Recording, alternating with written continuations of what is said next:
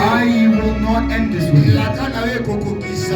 Your promise will be fulfilled in my life, Almighty. I am yours. You know my name. You called me. You chose me. Start telling the God. Start saying the good words to God. She knows your words. She knows you well. Even where you are. She saw you. She also saw you. She knows you by your name. Merci Seigneur.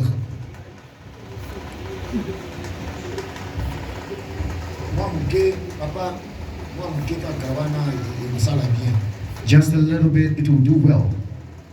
Amen. Amen. Est-ce que vous pouvez mettre la Jésus Massia? Can you please clap hands to the Lord? You see, today we fought a little. Everything is not what exactly we prepared. We did the instruments very well. But you hear that all the three tweeters got destroyed. That is what makes the music to be good. Amen. That is why the work of God is difficult. You don't prepare, but you come and see the realities.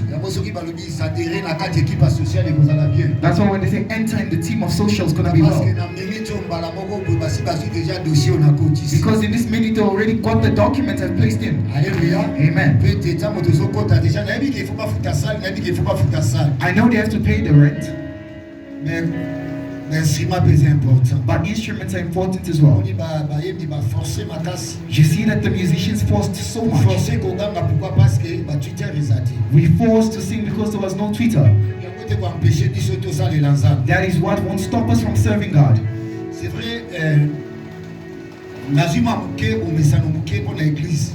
I took a bit of for something for church. Because the disciples were seated in the feet of Jesus. Teachings are very much important. And Bible studies are very important.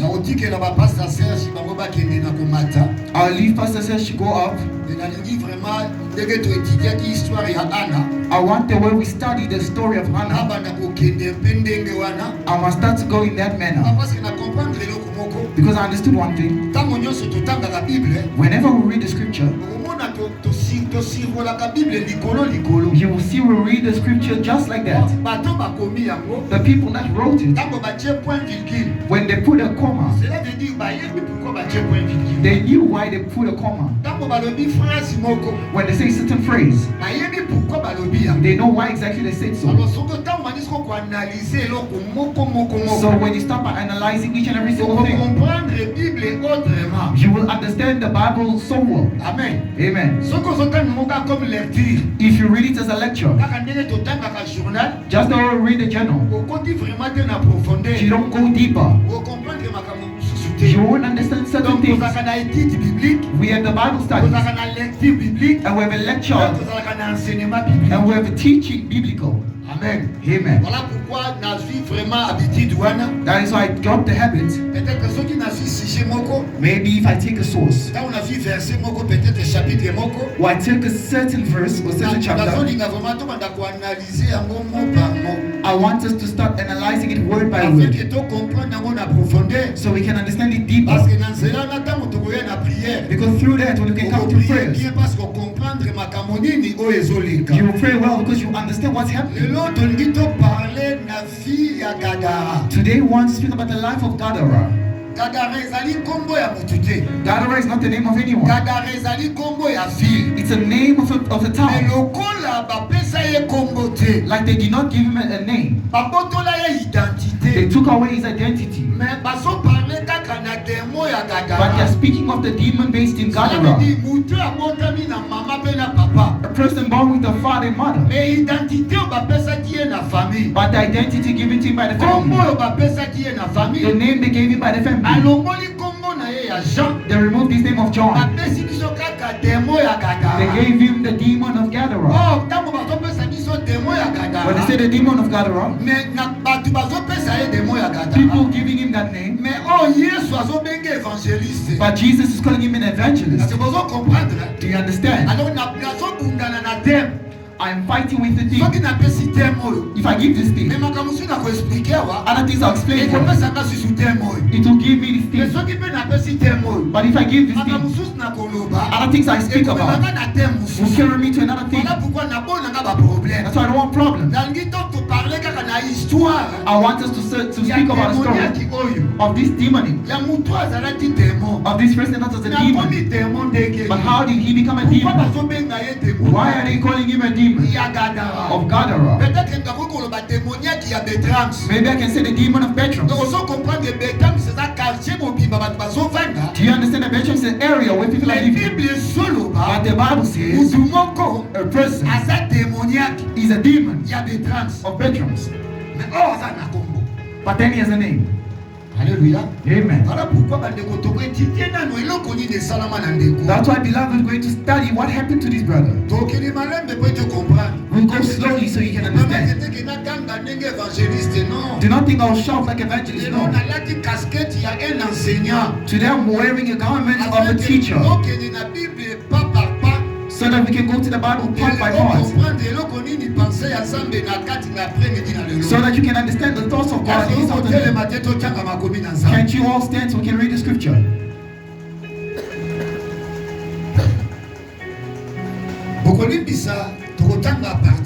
You forgive, we read a part, but I'll be returning part by part, so that we can understand a little. Maybe it's your case. That will say it's your case. God must deliver you from that case. The Bible says exactly what in Luke chapter 8. I'll start by reading all, and we shall go part by part. We start by verse 26. The Bible says, ils abordèrent dans le pays des Nazaréens, qui est vis-à-vis de Galilée. Lorsque Jésus fit descendre à terre, il vint au-devant de lui un homme de la ville, qui était possédé de plusieurs démons. Depuis longtemps, il ne portait point de vêtements, et avec sa demeure, non dans une maison, mais dans le sépulcre. Ayant vu Jésus, il poussa un cri, se jeta à ses pieds et dit d'une voix forte, qu'y a-t-il entre moi et toi, Jésus, fils du Dieu très haut? Je t'en supplie, ne me tourmente pas. Car Jésus commandait à l'esprit impur de sortir de cet homme, dont il s'était emparé depuis longtemps, et on les gardait liés de chaînes et le fer aux pieds. Mais il rompait les liens et il était entraîné par les démons dans le désert. Jésus lui demanda, quel est ton nom? Les gens répondit-il, car plusieurs démons étaient entrés en lui.